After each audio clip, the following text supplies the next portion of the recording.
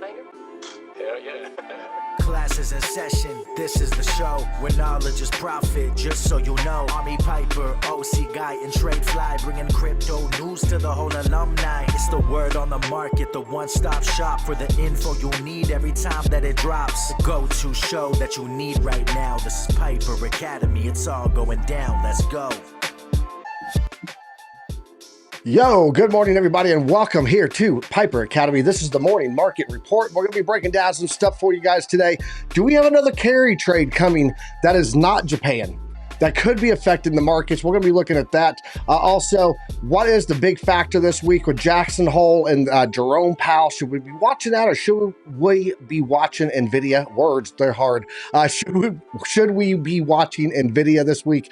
We're going to be looking at that too, guys. Plus, you know, some great TA hanging out with the gang here on the morning market report. Let's get it, guys. Classes in session.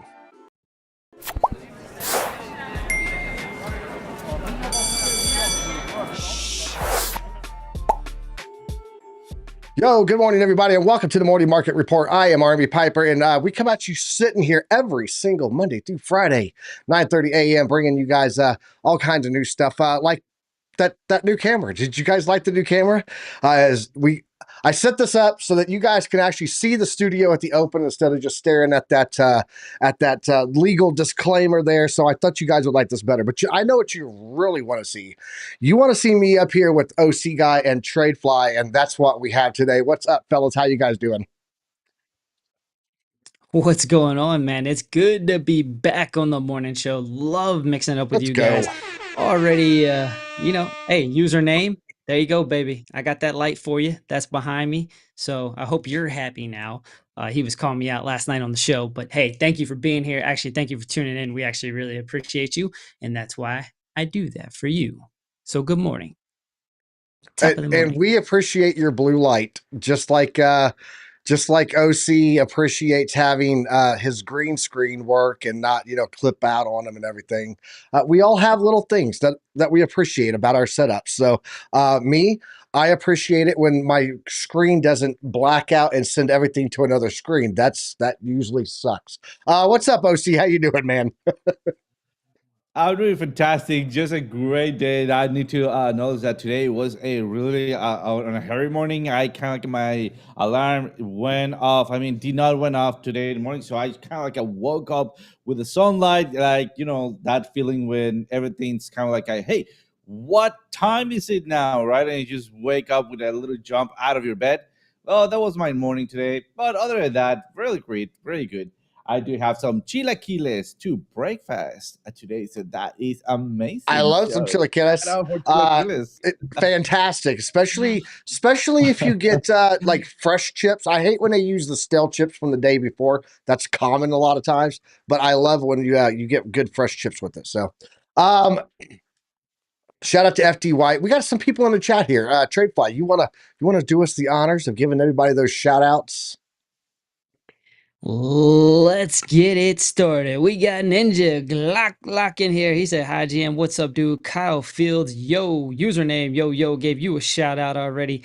Let's keep it going here. Lots of me in here. Trade Intuition. Joe's in the chat. Go ahead, check out his channel. And he is part of the... Joe's going to be on tomorrow. No, Thursday. Surprise, Thursday morning? surprise. Thursday morning, Joe's going to be on. That's it. I believe I said that, right, Joe? Let me know in the chat. I believe it's Thursday morning. He's going to be on as a guest. So there you go. Right on. All right, Justin Eubanks is in here. He said, yo, how you doing, man? Always love seeing you in the chat. Alexander G, the best mod in the house. We love you. Our SoCal girl. Big hugs, big love. Eric Bolin Wallen. He said, let's do it. You know that. Let's get it. Retro Mike Tech, he's in here. Let's see. Army Piper had an opportunity to Photoshop a space over top of Elon. Hashtag disappointed. All right, continuing on. We got BC Porter. He's in the chat. He's part of the family, part of the academy. FD White, my dude, in the chat. Love you, man. Great working with you. Beba Yes. He said, buenos dias, profesores. Yeah. How you like that, OC guy? I can Love do it. All right, Warrior 4588's in the chat. He's the aviator. How you doing, man? And I think that is it. So let's get this Awesome. party started.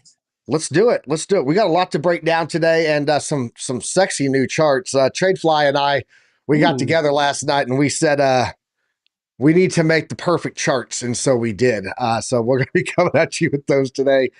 Let's go ahead and jump over, though, to the news, guys. Let's do that. Fear and greed right now sitting at 30 currently. Yesterday, we were at 28. Just to remind you guys, last week, we were at 30. So that's where we are again right now. Market cap sitting at about $2.2 trillion, and Bitcoin dominance up to 54%. Let's jump over into the crypto bubble, see how that's looking. Looking here on the crypto bubbles. I got to move a screen there. There we go. Perfect. Looking here on the crypto bubbles, you can see Brett's up almost 20% on the daily. HTX up 27%. BitTensor sitting there up 23.9%. Guys, there is a lot of things that are like WIF is up 13.8. Even Fetch AI has made a catch up and is up 8.1. Let's drop down here and look and see where Bitcoin and Ethereum are at, because that's really what matters at the end of the day. Bitcoin sitting at $60,410 right now. It is at 3.1% for the day, but getting a little bit of a pullback here on the markets open here.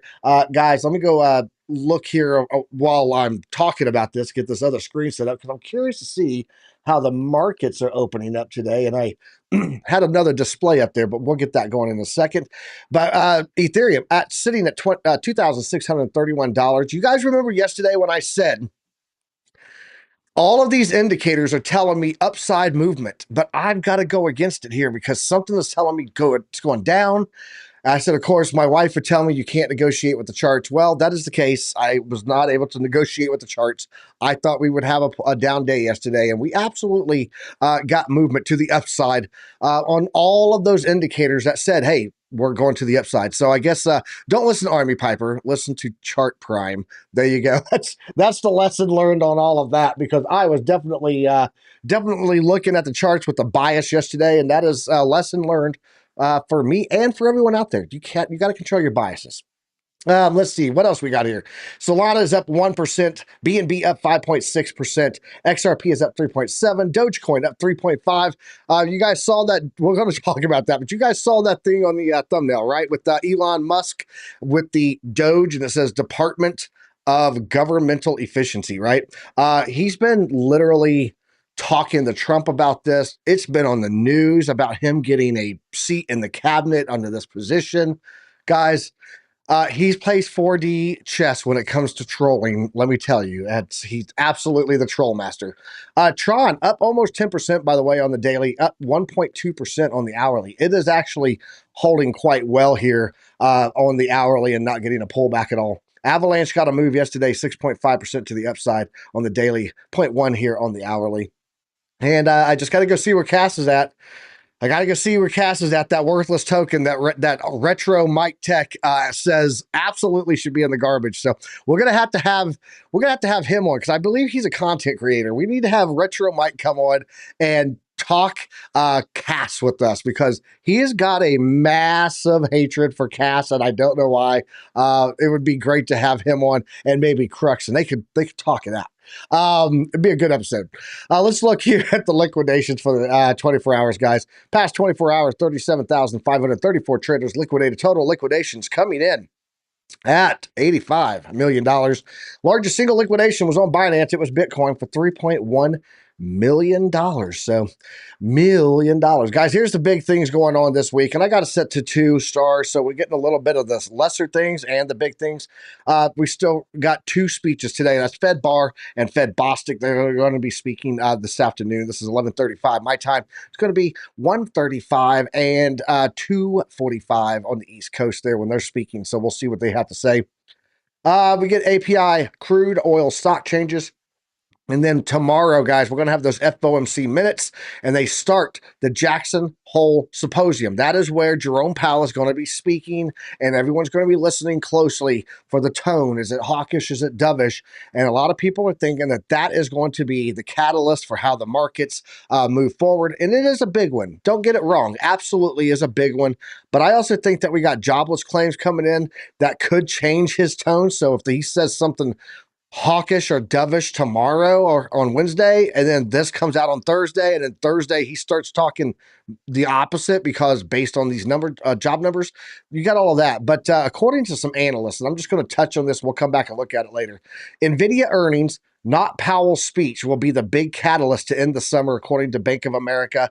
NVIDIA's earnings, if you guys don't know, coming up on the 28th of the month. And for this week, let's jump over to X marks the spot. Oh, yeah, just so you guys know, we're 43% of the way through the bull market. That's it. We're not even halfway there yet. Living on a prayer. We're halfway there. Let's go down here and take a look. There's that picture, by the way, of Elon Musk, Doge, Department of Energy. He actually posted this. He said, I am willing to serve. I'm telling you. 40 level chess on that. So the big earnings this week, though, guys, that I wanted to talk about. Let me get it in here. There we go. Today we've got Lowe's. They came in this morning. Not sure how that one opened up, but tonight we got Toll Brothers. That's housing. I think they're actually probably going to be down a little bit. I don't know that they're doing as well this year as what they were last year, and they probably did not plan for a slowdown of housing to happen so quickly. And then what else do we have this week? Let's see. Zoom. That's going to be a big tech one. Target, of course, TJ Maxx. And then it looks like on Thursday and Friday, it's banking, TD banking companies, and that's pretty much it. So nothing big this week, though. Peloton, I guess, if you wanted to get into Peloton stock, it's coming out on the market open on Thursday. But I am watching closely for August 28th. That's going to be next week, guys. We're going to be getting that earnings report on NVIDIA, and according to, again, Bank of America saying that is going to be more important than Powell's speech for the end of the summer and how prices are going to play out. Looking over here real fast on my screen, I can see that the S&P, the NASDAQ are both up this morning, just slightly. The Dow is down just slightly. So they're all pretty much flat and neutral. Nothing major going on there. Let's jump back over to Trio Cam. I'd like to know what you guys think. This NVIDIA earnings, should we be watching this more than we're watching Jerome Powell right now? Is their earnings report going to make them this massive gravitational catalyst for the next market pump? Thoughts on that one, Tradefly? You can go first, and then I'll come back around to OC Guy. Yeah, I think it's going to have a big impact. They said that the big the big tech companies really are holding up the NASDAQ. And so that's kind of been the trend probably over the last couple of months, that when those things move, the rest of the market moves, and there's just so much capital invested into those bigger tech companies. So yeah, I think it's going to have an impact.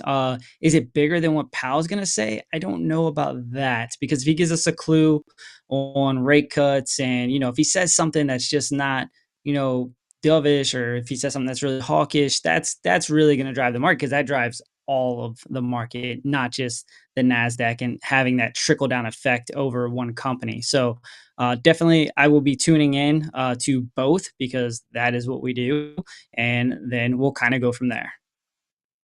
Awesome. OC, your thoughts on this? How do you think that the NVIDIA, how important do you think that NVIDIA earnings report is? If they come out and they crush that, are we going to see a continuation rally that we should just strap in for, or is it not important for you? What do you think?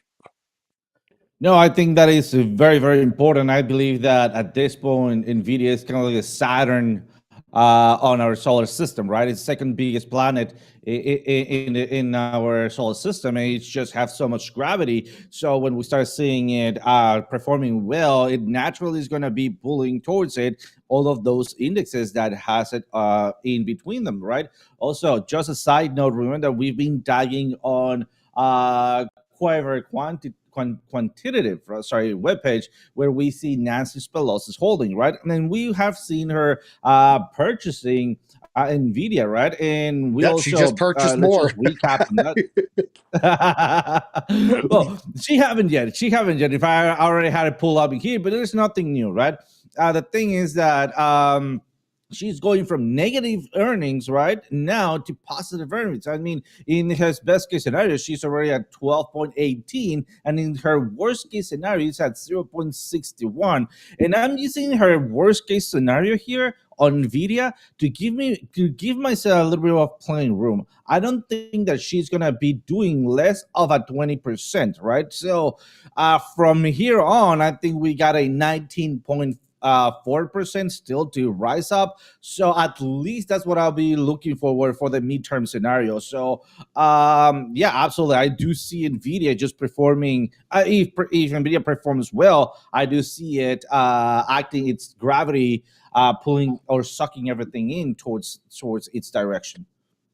Awesome. Shout out to Retro Mike. He said he works a day job, but maybe in the evening or a weekend he could do that. I don't know. Crux, what do you think?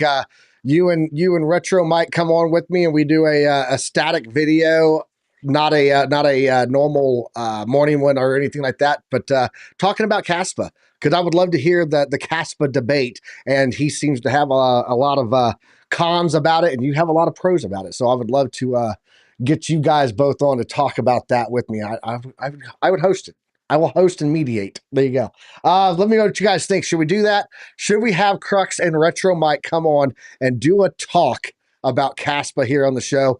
Put a 1 if it's a yes, 2 if it's a no in the chat below. But let's get into Bitcoin, guys, and let's start looking at the charts here because I am seeing some stuff that tells us we could get a little flattening today. I actually think we're going to get a flattening out. I don't think it's going to be a downside move, even though some of the indicators are telling us that. Let's jump over and check it out.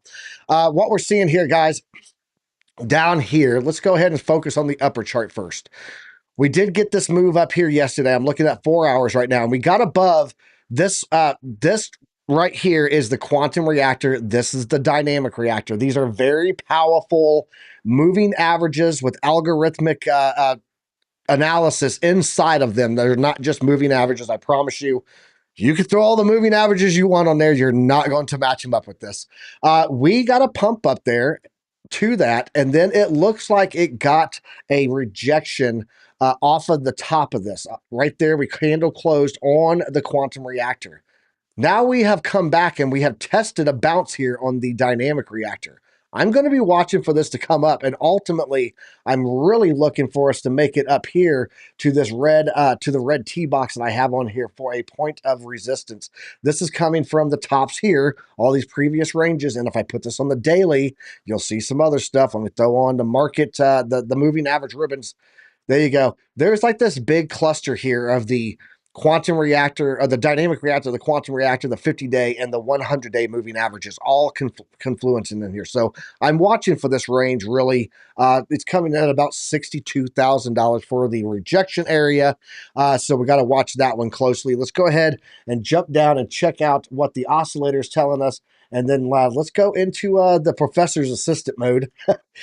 get a little extra confluence here, see what we're looking at there. If we look at this on the 4 hour, I do want to point some stuff out and why I said I think flattening and going a little bit sideways. You can see here that we do have the true 7 still coming up green. If you guys remember yesterday, I said, look, this is coming up green, and we're in a transition period here on the oscillator ribbon to the upside out of this former bearish move. We were starting to get a slope up here on the volume matrix, and then at the same time, money flow was starting to turn green yesterday. And I said, this gives me reason to believe we're going to the upside. And I said, but I'm biased on this. Well, I was biased on it, I should say. I said, I think we're actually going to be heading down.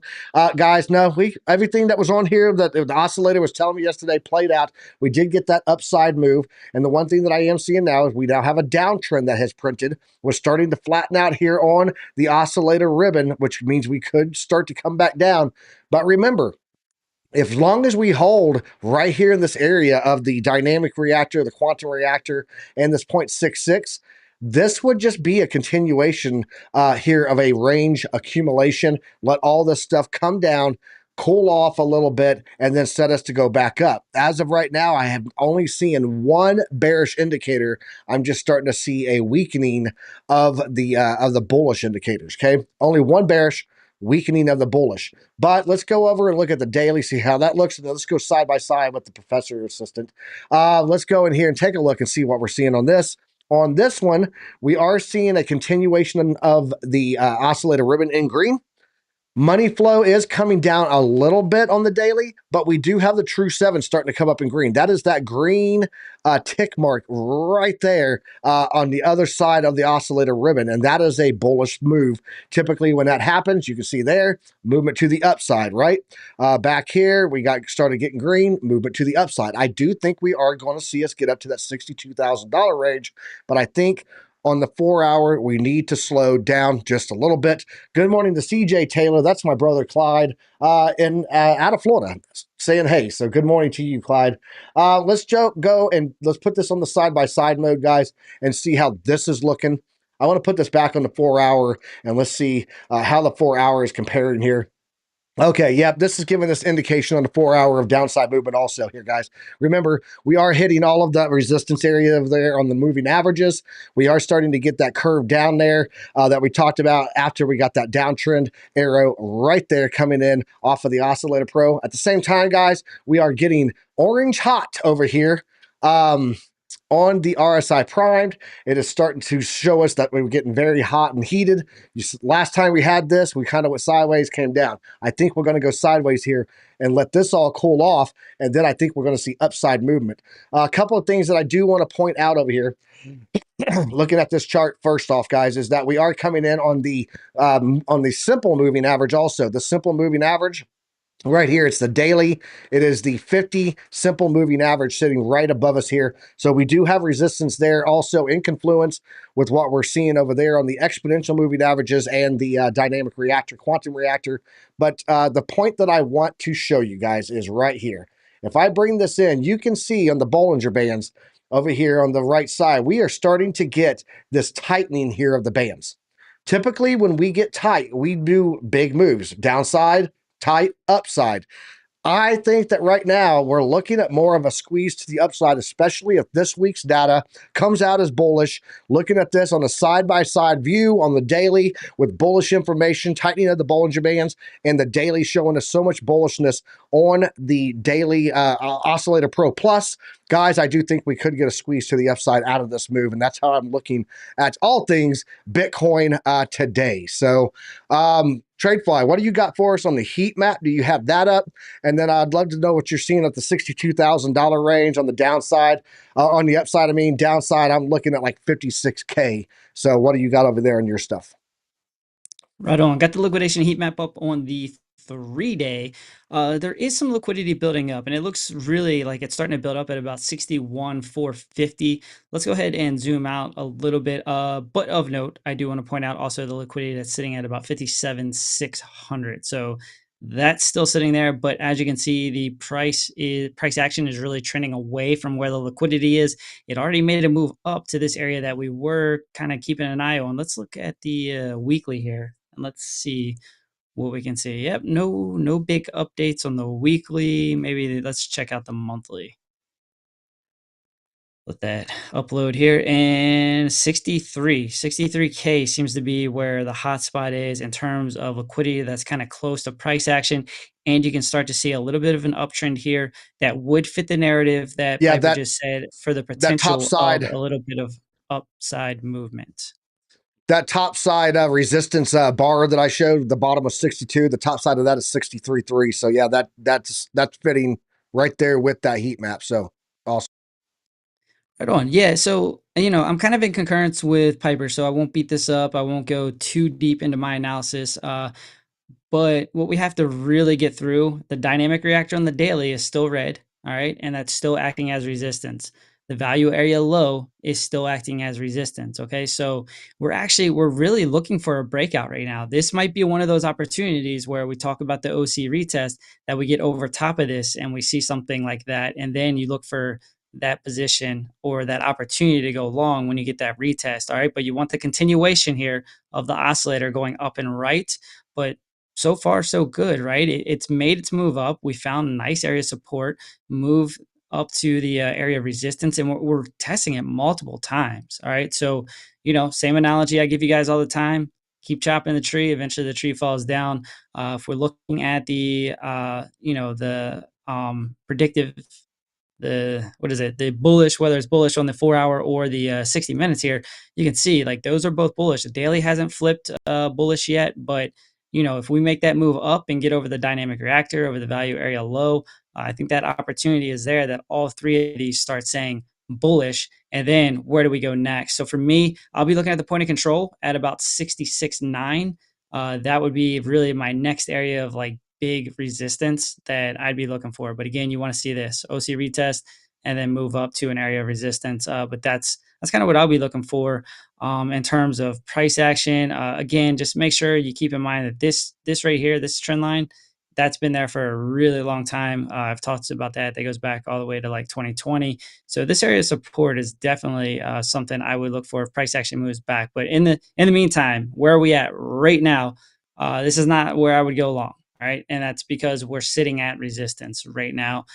So you could definitely see a move to the downside in the short term before you ultimately see that move back to the upside. So yeah, that's what I got for you on Bitcoin. I'll pass it over to OC.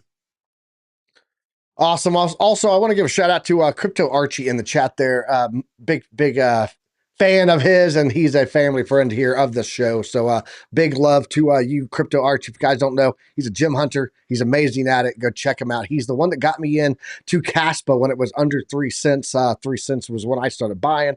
4.5 when I said I have enough conviction to push this out to my people. And at its current rate is where I get shot at every day in chat by Alex O Crypto and RMT for my conviction to Caspa. No, I'm just joking, guys. Love you guys. Let's go ahead and jump over to OC's chart and see what he's got there. But shout out to Crypto Archie in the chat, man.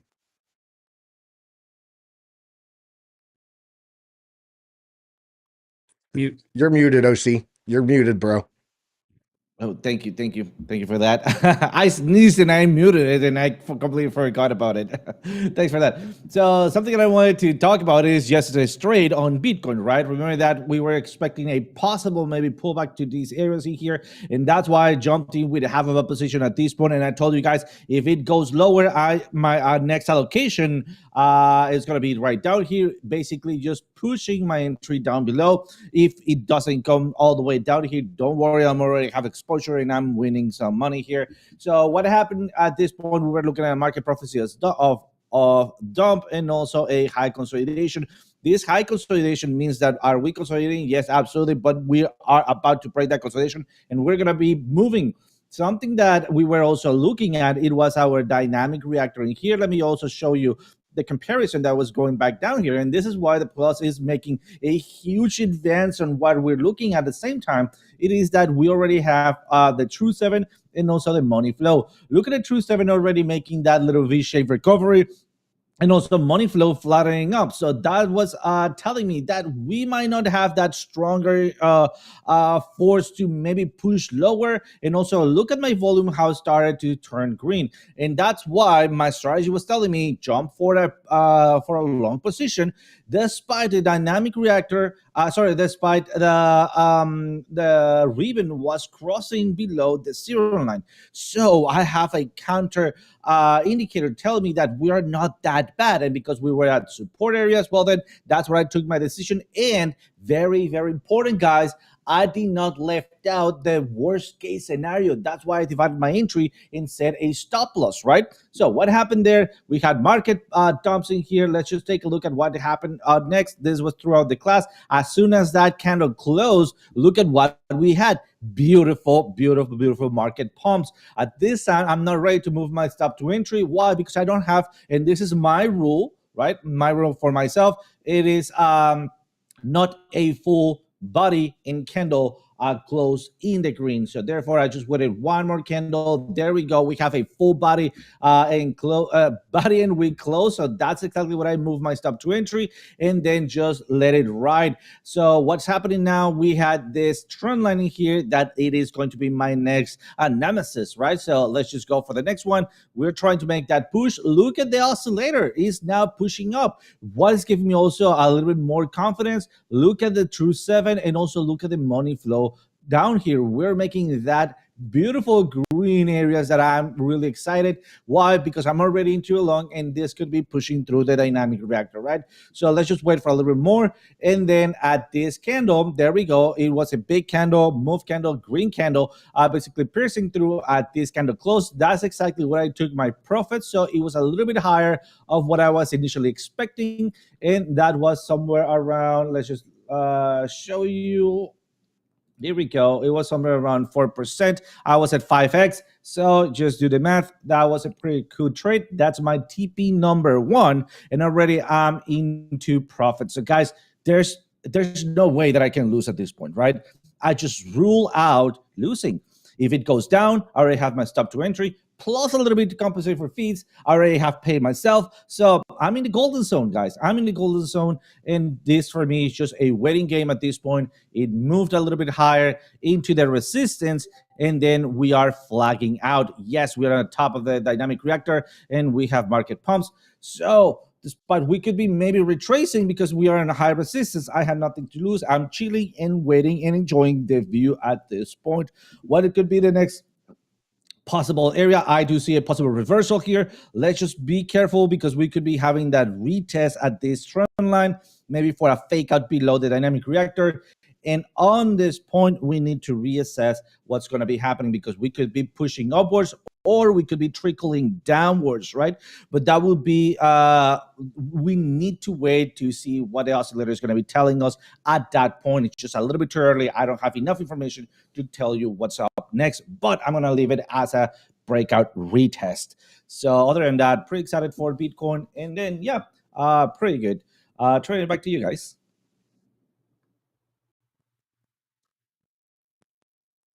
I think you're muted. I am muted. I OC'd the crap out of that thing. Looking here at NVIDIA, guys, we're going to be taking a look at this because we're going to look at that article and what it's saying about Jackson Hole Symposium during this week, how the markets usually play out, and why we're all watching NVIDIA. We're going to look at that article in just a second. But first, let's take a look here at what happened here on NVIDIA. Looking at the 4-hour, guys, we did get this dump signal back here. This happened on July 24th, coming in from the new Market Oracle Pro Plus. And then that downside move happened. Yes, we did come back up here and retest this the quantum reactor, dynamic reactor, and that is when we got that downside move. I want to point something out here on this, guys, because you can see here we broke down below the dynamic reactor right there, but it didn't turn red. It stayed gray. That means that it was not this was not a bearish move yet, according to the algorithm. It wasn't until it rejected off of it, it came back up, that we got this move down and it started to get red popping in here, right? So at this point, we still had to believe that this was not fully going to break all the way down, and it didn't. So good call there on the Market Oracle. But let's look here at what happened with the price action, why I'm looking at the levels now and why this matters. We came down, we hit the platinum pocket. We went back up, got that rejection. We came down. We broke through the point of control of the fib of the fixed range volume profile here, and then we also broke through the golden pocket. Okay, you see our wick here? It was the 50. I always talk to you guys about this range right here on the Fibonacci's, that if we get a bounce on it and to the upside, it is extremely bullish. That is what happened there. We have now come all the way back up, got another pump indication saying, hey, we're about to pump here. And from that point all the way up to where we currently are now, guys, that was a move of 13% up to the upside here. We are now above the 1.618, I should say. That is the phase one golden pocket. I talk about these levels all the time, guys. If we hold this on a good retest here, I actually do think that we're going to be heading up to $157. That would be the phase two golden pocket and a new all-time high. Of course, as I was telling you guys right here, this is the 28th of August. This is the earning reports coming up, and we're going to have to wait and see how that plays out for them. Looking here at the daily before we jump into that article, and then we'll start on some altcoins with the gang over there. Guys, looking here at the daily, when we came down here and broke and tested all this 50, we did test the dynamic reactor also on the daily. We are sitting bullish on the 1 hour, the 4 hour, and the daily here on the market on the dynamic reactor multi-time frame, and our prophecy is telling us that we are set for a pump right now. Prime score sitting at 8 with no consolidation. That prime score means continuation is likely of this upside movement. Just go back here, though. Take a look here on the daily because I got to see this. Guys, if you were back here on this when it said pump back on February 14th of 2023, that has been the last time we had a signal of buy or sell on the daily. Until we get that on the daily, I have to say that the speculation is that we are going to continue to the upside with higher highs, higher lows, and that this one is now going to create another higher high. That is all I can see there. Let's jump into that news article, though, and see how that is looking. Because on this article, guys, let me go over here to news. There we go. There's the game. According to this article, the NVIDIA earnings are very important and not Jerome Powell's speech so much. Going down here, the big market catalyst to cap a remarkable month would be an artificial intelligence chip maker's earning results next week, not Fed Chair Powell's speech at Jackson Hole. That's according to Bank of America. This is partly because it's hard for Powell to be more dovish than the market is, right? Which is already pricing in the likelihood that rates will drop a full percentage point in 2024. The central bank in June projected just 1/4 percentage point rate cut for the balance of the year, but now they're starting to look at a full one. Stocks were rising Monday in part to the optimism that Powell is going to signal a rate cut, that is going to happen this week. We'll have to wait and see. That's, again, part of that dovish and hawkish narrative that we were talking about. But the S&P historically has not made major moves around the Jackson Hole Symposium. So that's why I was talking about flat and sideways is very likely for us to see on a lot of stuff, even though we're seeing these little pumps. Don't be surprised if they pull back and get a little pull back and retest and then, just kind of go static and sideways. So, which draws central bankers and economists to discuss the major economic issues of the day. With rate cuts already priced into the market, upside on even a dovish Jackson Hole speech is likely limited, as the market's really just awaiting NVIDIA's earnings the following week for a better sign on the state of economic growth there. And growth is in the driver's seat, while the Fed is unlikely to outdove the market at Jackson Hole. As long as growth is okay, as they say, equities can withstand a less dovish Fed. And those equities that need that nod, big one that everyone is watching, again, NVIDIA. That's why we're watching those levels. I do think $157 NVIDIA is en route based on their earnings reports. If it comes out good, guys, continuation of that pump indicator there on Chart Prime. So TradeFly, OC, any thoughts on this before we go do a quick round of some altcoins? And then we're going to come back and talk about the next carry trade threat for the market. So all this bullishness could be completely wiped out with one thing that I'm finding here in some news recently. So we're going to come back and talk about that. But anything on this NVIDIA report, we kind of already touched on it. But if you have anything extra after me reading about the dovishness, then we'll go look at alts. Yeah, not too much more for me to add there. I am looking forward to our discussion a little bit later because we definitely have a little bit of alpha I don't think many people are talking about. So I will. No one that I've seen is talking about it. So, all right. Well, let's get into some altcoins then. TradeFly or OC, do one of you guys have a chart ready to go? Yeah, I got AVAX. So. I do. All right, both of you got it. Well, let's go with OC first, and then we'll come back to TradeFly with AVAX. I challenge you to. Perfect. I just wanted to touch back into. Sorry, what was it? I said I challenge you to a cordial ground fight. Perfect. So just wanted to make a little update on Aero that was requested in Aerodrome Finances that I was requested yesterday, and just want to follow up on what was happening here. Remember that we were on on almost a top of the channel here, and we have two possibilities, and that depended on the rejection or pull up of the oscillator. So as you can see, the oscillator basically just stood flat, as we can see, but we are turning back green here. And not only that, we are within the cloud, the green candle, the green clouds in here. So what does that mean? That means that for me, that's usually a squeeze momentum indicator, right? Or I read it as a squeeze momentum indicator, which means that the next upcoming immediate movement should be bullish.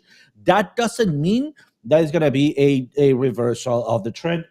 Sorry for that. It only means that the next upcoming movement should be bullish, right? So what happened here?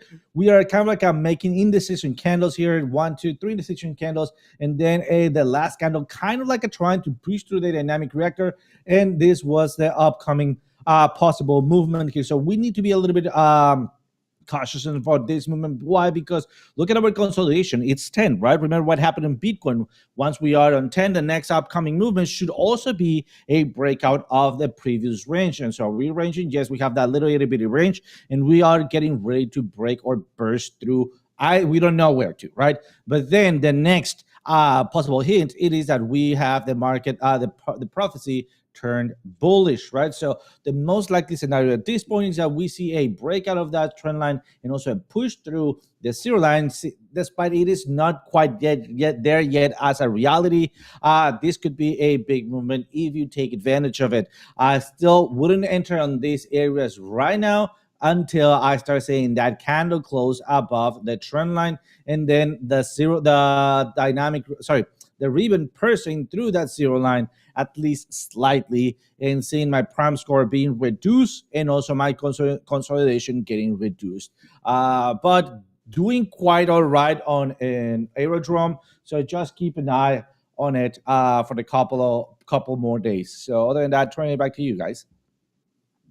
Awesome. Let's jump over to Treyfly, see what he's looking at there on AVAX. Shout out to Alex O Crypto in the chat right now. Cass is trash. The man never fails to deliver. I was just talking about him saying that. All right, let's jump over to Treyfly, see what you got, bro. He said the Casper disaster. I love Alex. All right, right on. Cool. So AVAX, just gonna touch on this pretty quick. I did give you this level. I was thinking around $20 or so. 19.742 is the area it actually found support at. So I think the area that I was looking at originally was about 20. That was for full transparency. It did come down, what, 30, 40 cents or so. But that's where I went into a trade on AVAX. I kind of talked about that yesterday on the show. The reason that I exited the trade, though, is I noticed this trend line. It was coming down and right. So I exited on that trend line once it touched, and then that was my play. So with a little bit of leverage, it ended up, I think, being about a 13% play. But the other thing I was looking at is like, hey, it looks like it actually wants to have a breakout of that trend line, and we could get a nice little move to the upside for AVAX. That has played out a little bit. So two real areas to look for on CAS here. I don't have it marked. I'm trying to keep the charts a little bit cleaner for you guys here. But right here, about where you can see a rejection happen, and you can see that kind of aligns with this area of resistance where you have this wick right here. But really the big target area that I gave to you guys on Friday when I was initially looking at AVAX was about 22,765. So I think it's pretty realistic. We could see a move up there. The oscillator supporting it. You can see that movement up and right. But one thing I do want to take a look-see at real quick, because, you know, we always talk about the OC retest, but like this is really showing you how it played out. So let's just take a quicker look. Hopefully the oscillator will load back up, but you know, we're like, hey, the thing we like to see is the OC retest. All right. So this actually does not support it as much here. Actually, this one does. But one of the things you want to look for here, all right, you see price comes down, you get the retest, and then that movement to the upside, right? Well, look at the oscillator. You come down here, and I always say you want to see this. All right. That's really what I'm looking for. It's more prevalent on the daily in terms of where I actually entered.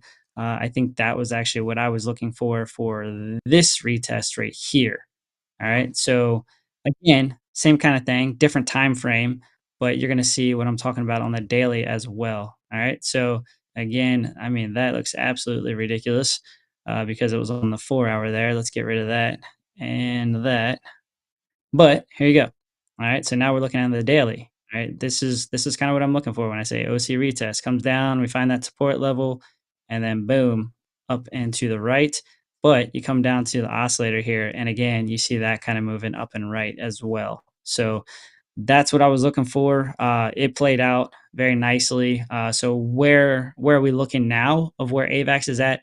22,765 is really kind of that area of resistance that I'm going to be looking for AVAX. You can see I do have an alert set there as well, because I'm anticipating probably a rejection initially. All right. So then I'll probably go down to the 4 hour and start taking a look at what's the oscillator doing. Is it now starting to make a downtrend going into that move? When we hit that, and you could see a little bit of a pullback, it might be an opportunity for a very small short on a scalp, intraday type trade. But then we're going to be looking for the same thing. So I just kind of talked to you, like, when we're talking about these retests, this is going to be an opportunity for you to start looking right here at this level, because this right here, if you break out, because really that would be a breakout, you're getting over top of this area of resistance, all right, for this little area, then you could really see a nice move up for AVAX. But I'm going to be keeping an eye on that. Okay, so again, I have an alert set here, 2275 or so. Recommend you guys do the same thing. Obviously not financial advice, but I mean, we could have a really nice move for AVAX if it gets up over this area. And if we see a continuation of Bitcoin making a move up and right, or at least consolidating once it reestablishes the range, which it's trying right now. So again, kind of make sure you're bouncing Bitcoin, getting some confluence, because when I entered this trade, one of the things I was looking for too was Bitcoin to see where it was at. And it had already came down and had a nice bounce off an area of support. And I saw it actually working its way back down. But when it was finding support at a higher level. And I was like, oh, okay, this is an opportunity, because I was anticipating Bitcoin making its move up and right. And AVAX actually pulled all the way back down to a lower level of support. I was like, okay, that's why I chose AVAX over Bitcoin when I got into that trade. So anyways, that's what I'm looking at AVAX. Pass it on to the next one. I think Piper's Awesome. up. Actually, let's jump into that article. Let's talk about that, because I think you guys remember this whole Japanese yen thing, right? There's Japanese carry trade. Some people talked about it, knew what they were saying. Some people didn't. They just kept touching on something with Japan, right? But they didn't really talk about where the money was going. It's going into the treasury bonds. The markets were flushing out because everyone had to sell their Magnificent Seven.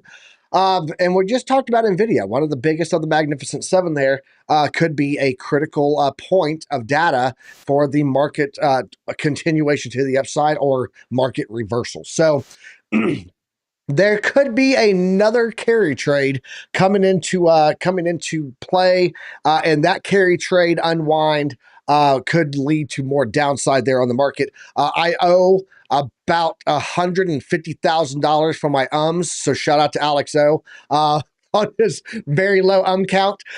Mine is up, but I just did another one. So let's jump over to this article. Let's take a look at it, guys. It is the Chinese yuan. Could be the next carry trade to unwind. And here's what to watch for, guys. This came out August 8th. It's a little bit old data.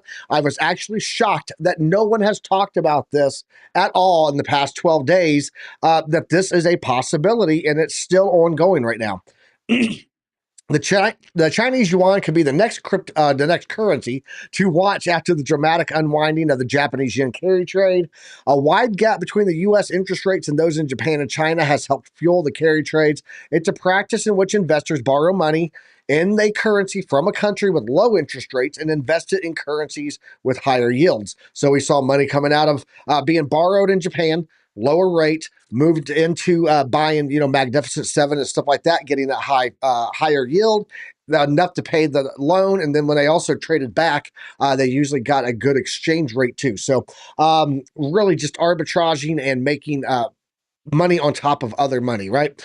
So we could be seeing this come through for China. In the last few weeks, Bank of Japan's rate hike and growing expectations for U.S. rate cuts pushed investors to start unwinding those carry trades in the yen. The yen hit a 38-year low against the U.S. dollar back in July, okay?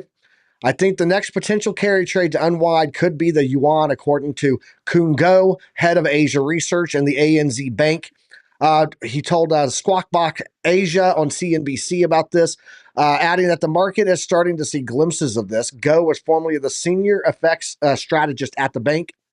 And he said the offshore yuan, which is traded outside of China, has been steadily strengthening against the U.S. dollar over recent days. And on Monday, surged to its strongest level. This is Monday of the week of August 8th.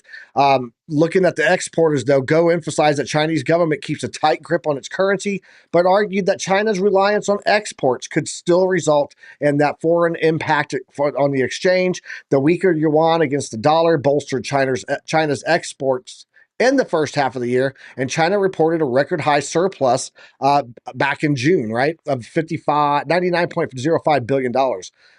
They said that a lot of what they're holding right now is in US dollars, though. And so if they start to see that shift, then it would be where the yuan starts to get pulled out. It's not that just like Chinese exporters who are involved in yuan carry trade, non-Chinese investments in yuan-dominated bonds increased by nearly $80 billion in the first half of the year. Something that we got to discuss on this is we've also seen a lot of that money rolling over there because of the promise of BRICS. And so when China gets in trouble, their money comes back to the U.S. The interest rate gap between China and the U.S. and weaker growth contributed to the trends in the first half of the year. That's why so many people are getting into that. So when we look at the BRICS pool that has happened, that influx of money into that, if there's a lot of other carry trades with a lot of nations, not just the U.S., but it could be another washout based on this triggering that collapse event, right? Like we saw with the yen. Tradefly, you read a little bit on this article also. What are your thoughts on this? Is this a realistic effect, or would this be something on the FUD alert on the nightcap? Yeah, I mean, I think it's a consideration. I don't know if it's going to be as heavy as Japan. Like you said, I think they were taking advantage of an opportunity to arbitrage in an aspect because the yuan was strong against the dollar here recently. But they are also very, very heavily, they are dependent on exports, right? So one of the big things for them. And so that is going to have an impact. You also have the real estate market. I don't know that that article talked too much about that. That is in shambles as well. So, like you said, when times are tough and things get weird, you're going to see people start moving their money away from the riskier assets, the riskier investments, and get into something that's safe and stable. And whether you guys want to buy it or not, bonds and the U.S. Economy is still relatively stable at this point, and that's why you'll see some of that money flow into the US dollar or the bonds and things of that nature because it's still producing a return. So yeah, that's smart money will always find a way to shift their money around, and that can ultimately have impacts on us as retail or those that are not the smart money in a sense. So yeah, it's a consideration. I don't know that we're going to see that like crash, but we have been hearing about it. I would say over the past really the year and a half 2 years that the economy in China is kind of destabilizing a little bit, and that there's been, I would say, even real estate crashes. There's actually a lot of new construction in China that people don't even live in or just stopped paying on and just gave up on completely. So there's definitely things, we'll say, indicators and warnings out there for China, and it's a really big economy, and we are very tied in with China. So if they do go down, or if they do have a massive recession, depression, that will have an impact on us for sure. So it's Yeah, definitely a consideration. absolutely. Something I want to touch on that's in this article that I missed, I skipped over. Looking in Asia and China, they've been running large trade surpluses, and yet the currency has continued to weaken. So the Chinese yuan is weakening badly because of what you were just talking about there on that real estate, right? Because they were playing the carry trade, they can get a much better return on interest rate returns by putting their money in US dollars. According to Bruce Payne, chief economist and head of research for the Greater China at JLL, the official data shows that Chinese businesses were holding the most US dollars via local banks in June since December of 2016. So Yet there is a ton of US dollars sitting over there right now because of the yield return. And if they get their interest rates drop down where their money becomes more attractive, it could literally be a reverse of what we saw with the yen, where people are flushed out of the dollar and back into the yuan. And that would be the carry trade swap. It would be a totally different perspective or angle slice of that carry trade effect, but would absolutely have an effect on the U.S. economy, and we could see that big pullback because money pulling back out of the U.S. dollars. A lot of that is probably in the yield earning for the U.S. economy, U.S. stock market. So go ahead, Trade. I just wanted to inject that there. Oh no, I mean I don't really have much else to add there. I think really the article really explains, a little bit about the carry trade, and it does kind of give you some context behind why they think it's a possibility. I will not say I'm sounding the sirens here. I don't know if it's going to make the foot alert yet, but it's definitely a discussion to be had, and keep an eye on it. Definitely keep an eye on it. Yeah, I am going to do some research and look around for where I can track the Treasury bonds rate in China. If I can find that, that'll be the indicator that I'll look for, because if we see that start to flip, that would be an indication that money's moving out of the US dollar and back into the Chinese yuan. Maybe set an alert on that bad boy and see how it plays out. So it'd be nice to be able to catch that Japanese carry trade sell off before the actual sell off, right? I'd like to do that with the Chinese yen. So I'm definitely going to be looking at how we can get in on that. We got time for about 1 and 1 on the altcoins. For anything else you guys are looking at, whether it's stock or alt, let's go ahead and jump to OC, because I know you've always got one ready, and then we'll come back around the trade fly. OC, what you got for us? Absolutely. I got BNB. Basically, just looking at what's happening on the previous analysis here, we're talking about what we had going on right down here, and also a couple of support and resistances. Something important I want to point out, and let me use one of my favorite tools, which is a regression trend channel here. I'm going to be using from this low, but by the way, you can press anywhere in the chart, and then all the way to the last party here, right? It doesn't actually feed the way that I would love to, but let's see. There we go. This fits way better here. And as you can see, we are falling within this trend line, or this trend channel, and we haven't fallen below it. In fact, as you can see, my prediction was a little bit more bullish, and also a little bit earlier than it happened. As you can see, kind of like a went up, kind of maybe a day off, but as you can see, we also break out, retest, and off we go at the top of the channel.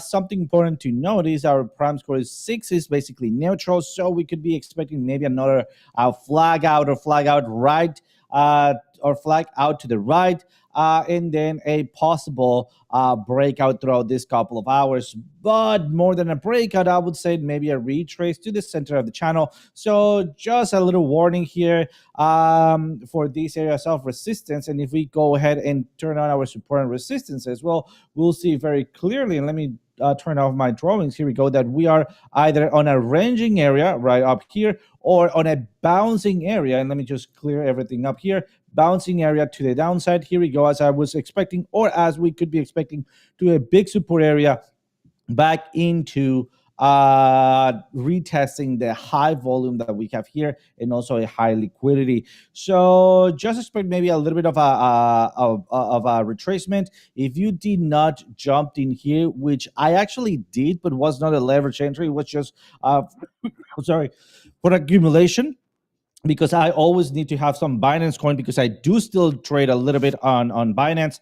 So that was a great opportunity. So if you miss that opportunity, then your next one is going to be all the way up here. And this is also because of what Binance is pushing, how Binance is pushing into the Asian markets. So just want to keep an eye on it. Maybe Binance, if he plays its cards correctly, might be a great opportunity throughout this cycle. But it remains to be seen, right? Let's see how the other governments take him in or reject him. Awesome. Trade fly, what you got anything for us before we head out of here? Yeah, I'll keep it super quick. I got a Sol on the daily. Right now, we are testing a little area of The resistance with the Soul dynamic Train. reactor. Yeah, I'm getting the Soul Train ready, but I'm gonna be quick. I know we're running low on time here. We got the point of control that is right under price action right now. So big big area to keep an eye on, about $142 all the way up to about 148. Pretty key level for Sol. Keep an eye on that. If we do make a push up, which it looks like it wants to do, it's trying. You come down on the oscillator, that's looking good. It's kind of pushing up and right. You can make a move up to 162. That is very much in the cards, but it has a lot to do with Bitcoin and what it's doing. It does look like Bitcoin was pulling back a little bit. A nice little pullback. It's pulled back about $800 this morning, just while we've been doing the show. So be very, very careful there. If it does continue to pull back, no big deal. We have been in this range. It's very established since March, and you have the value area low at 128. That could be an opportunity here. I would set an alert at 128. That is key. Look at how many times we've interacted with this. 1, 2, 3, 4, 5. 5 times we found support in that area, and it's still in this range. We're not even really getting a series of lower highs like we are on Bitcoin. So keep that in mind. It does look like it's kind of forming a symmetrical triangle here, but we did enter it from the top side. So keep that in mind too. Sometimes that shows you momentum when you enter those formations. But set alert 128, high side 162. That's what I'm looking at for Sol. That's what I got. Awesome. Buck just brought up a great point. He said last week, and I did see this article also. Last week, China told local banks not to execute some of the bond sales from smaller regional banks. So they are definitely worried about how that could look also over there. So something we're going to keep an eye on, guys, for sure. I just want to point out one thing before we leave here, guys. We joke around a lot about this product being, good, or this product being not good, or whatever, this asset in crypto. At the end of the day, it's really about the community, and it's about the sentiment of that community that moves things, right? Because if we look at the best performing stuff here on this chart for the past year, that would be Bonk, that would be things like Pepe, that would be things like Ordi. These are Floki. These are meme coins. They don't really have an existential value at all. There's nothing really utilitarian about them. It's really community that moves it. And so if I see community moving something because of the sentiment that's behind it, or just the community that moves it with it, I'm here to make money, not to find the most strongest product. Because if I was going to buy the most strongest product out there, I'd strictly be stuck in stocks and waiting for them to be tokenized, and then whichever one they get tokenized on, that's where I put all my money at. So that's just at the end of the day, we're here to make money. So all good fun. So if you hear us talking about a project, or that is good or bad, don't take it personal. We're here to make money. And so this conversation itself is adding to the speculation and community conversations and discussions going on with assets. So there you go, guys. Tradefly, OC, you guys got anything for the people on the way out? Hey, just want to say it's awesome being on here with you guys. Love definitely being on the morning show. Catch me and FD White tonight on the Crypto Nightcap, 8:30 p.m. Eastern Standard Time. And with that, I'll pass it over to OC. See what happens when you hit the like button. So today we have the actual launch of the Pro Plus indicator. So guys, first of all, thank you so much for joining. Thank you so much for clicking that like button, and also thank you so much for sticking around. But also, since we have the launch today, and this is the Piper Academy, just look out. Maybe we might have something special for you guys. So stay tuned. And if you click that like button, maybe some magical things might happen tomorrow. We don't know. Click that like button, and we might bring you up something special. Other than that, turning it back to you, Piper. Yeah, if any of you guys, what's that? I was gonna say the new oscillator is fire, and it is fire. It is absolutely fire. If any of you guys are thinking about getting the plus, I'm going to go ahead and do this for you right now. There is no coupon code out there anywhere for the plus add-on to Chart Prime. So if you're wanting to get Chart Prime for the first time, 45% off down below. It's the best discount on the market. And if you already have it, or you want to get it and you want to add plus to it, try Piper Plus, all in caps. Piper Plus, all one word, in all caps on that coupon slot. It might get you 15% off, and it may be the only coupon code anywhere in the web space. So exclusive right here on Piper Academy, guys. So that is it. We're out of here. Let's go ahead and wrap this show up, guys. We will be back here tomorrow morning at 0930 on the East Coast, bringing you guys the news, the charts, the markets at the market open, everything that you need to have knowledge. Don't forget, check out the crypto nightcap tonight, guys. And we are out of here. Later, y'all. Take care. Peace. I don't know what they keep telling me. I don't know what they keep telling me. Ain't no school like Piper Academy. Ain't no school like Piper Academy. We'll keep that front line covered, even when we're dead and gone. We'll find a way to keep going, cause we gon' keep on rolling up the wheels flow low. I know you hungry for knowledge, that's profit appetite. Classes in session, this for the Army Piper acolytes. Trade flag at the soul, train ready. What a line from OCI, from a Mexican spaghetti, yo. Crunch crypto with a deep dive to project dime. And if you like the visual powered by Car Prime, then you were part of that alumni, that's all spine. But if you have, step fall back to offline.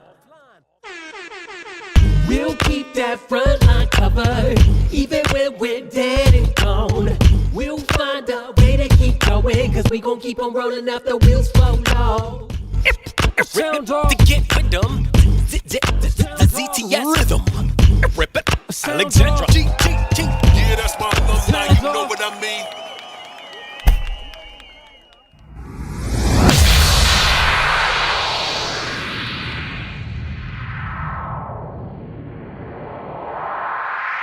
That was awesome, dude! We're going to raid Randy Hipper. Let's go. Get in the car.